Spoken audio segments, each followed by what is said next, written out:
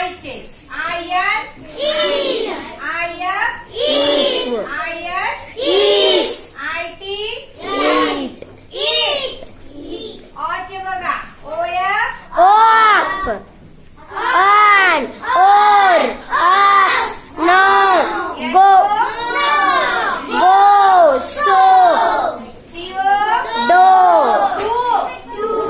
डो टू लो यूचे बघा यूपी यूप यूपी अप यूएस यस आता हे अजून दोन अक्षरी आहे काय एमवाय बीवाय बाय हे झाले दोन अक्षरी शब्द वाचले आपण इंग्रजीचे.